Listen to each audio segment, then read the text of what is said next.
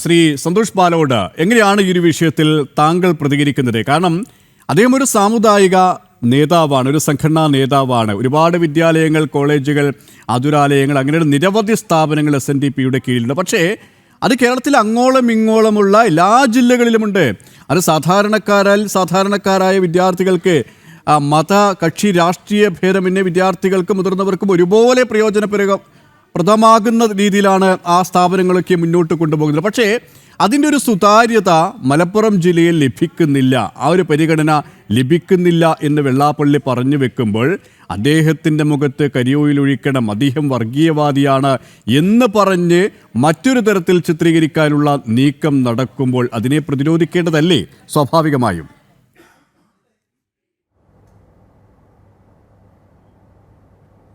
അല്ല, ഒരു പരിധിവരെ തീർച്ചയായിട്ടും.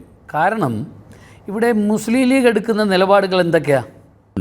നമ്മുടെ രാജ്യം എന്ന് പറഞ്ഞാൽ ലോകത്തിലെ ഏറ്റവും ശ്രദ്ധമായ ഒരു ജനാധിപത്യ മതേതര രാഷ്ട്രമാണ്. മതേതര രാഷ്ട്രം എന്ന് നമ്മൾ പറയാറുണ്ടല്ലോ. ഇവിടെ മതമല്ല പ്രശ്നം, വികസനമാണ് പ്രശ്നം എന്ന് നമ്മൾ പറയുമ്പോൾ മതമാണ് പ്രശ്നം എന്നാണ് മുസ്ലിം ലീഗിലെ KM ഷാജി പറഞ്ഞത്. അതെന്തുകൊണ്ട് അങ്ങനെ സംഭവിക്കുന്നു? അപ്പോൾ മതത്തെ അധികാരത്തിന് വേണ്ടി വിനിയോഗിക്കുന്നു എന്നുള്ളതില്ല എൻ്റെ അർത്ഥം. അവിടെ ഇപ്പം മലപ്പുറം ജില്ലയിൽ പ്രത്യേകമായ ഒരു വികസനത്തിൻ്റെ ഭാഗമായി അല്ലെങ്കിൽ ഈഴവ കമ്മ്യൂണിറ്റിക്ക് അല്ലെങ്കിൽ മറ്റുള്ള കമ്മ്യൂണിറ്റിക്ക് അർഹമായ പ്രാതിനിധ്യം കിട്ടുന്നില്ല എന്നൊരു പക്ഷേ പറഞ്ഞാൽ അത് പരിശോധിക്കേണ്ടതല്ലേ?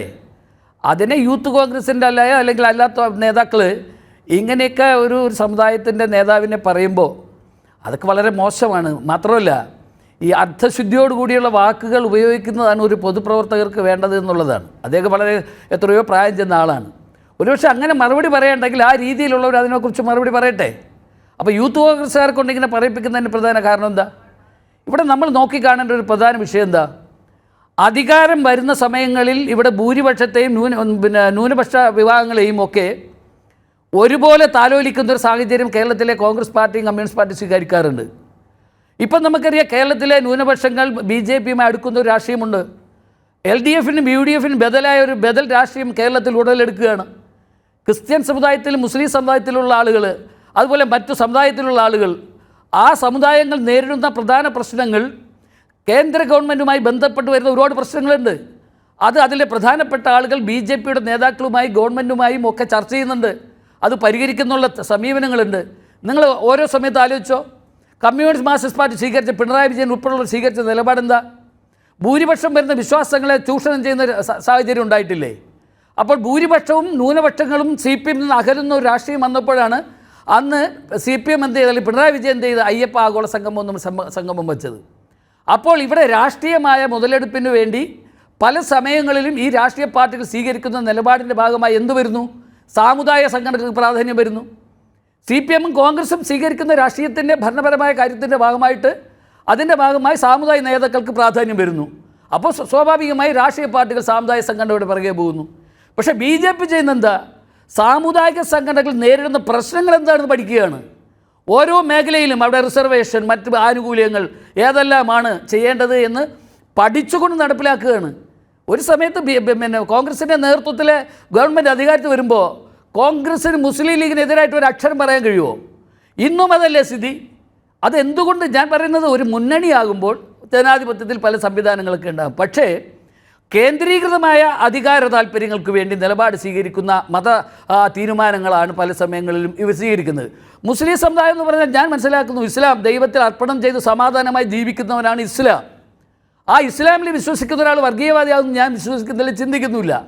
പക്ഷേ ഒരു വിഭാഗം അധികാരത്തിനു വേണ്ടിയും ഒരു വിഭാഗം സമ്പത്തിനു വേണ്ടിയും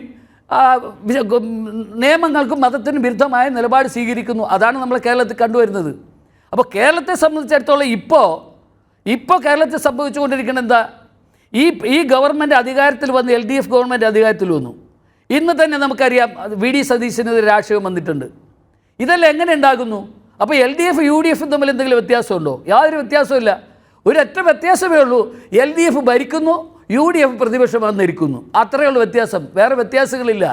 അതുകൊണ്ട് ഞങ്ങൾ ഇതിനെ കാണുന്നത് എന്താണ്? ഞങ്ങൾ ഈ ആക്ഷേപങ്ങളെയൊക്കെ, ഇങ്ങനെയുള്ള ആക്ഷേപങ്ങളെയൊക്കെ ഞങ്ങൾ കാണുന്നതെന്ന് പറഞ്ഞാൽ ഇത് മാന്യതയുടെയും അതിൽ പക്വതയുടെയും അല്ലെങ്കിൽ ഒരു സംസ്കാരത്തിൻ്റെയൊക്കെ ഭാഗമായിട്ട് ഇതിനെയൊക്കെ എടുക്കണം ഇങ്ങനെയുള്ള നേതാക്കന്മാർ. യൂത്ത് കോൺഗ്രസ്സുകാർ ഇങ്ങനെയൊക്കെ പരാമർശിക്കുമ്പോൾ ഒരു കോൺഗ്രസ്സുകാരൻ പ്രതികരിച്ച് കണ്ടിട്ടില്ല. അതാണിപ്പോൾ. അതുകൊണ്ട് ഓരോ സമയങ്ങളിലും ഈ മുന്നണികൾ സ്വീകരിക്കുന്ന പൊളിറ്റിക്സ് എന്ന് പറഞ്ഞാൽ അധികാരത്തിനും സമ്പത്തിനും അതുപോലെ തന്നെ കൊള്ളയ്ക്കും ഒക്കെ വേണ്ടിയിട്ടാണ്. ഇവിടെ ഒരു കാര്യം കൂടി പറഞ്ഞോട്ടെ, ഇത്രയും അധികം ആദർശം പറയുന്നതാണല്ലോ CPM. ഇപ്പോൾ ഈ സംസാരം വന്നുകൊണ്ട് പറയുകയാണ്, എന്തുകൊണ്ട് പത്മകുമാറിനെതിരെ നടപടിയെടുക്കാൻ കഴിയുന്നില്ല? പത്മകുമാറിനെതിരെ നടപടിയെടുത്താൽ വലിയ സംഭവ വികാസങ്ങൾ ഇവിടെ ഉണ്ടാകും.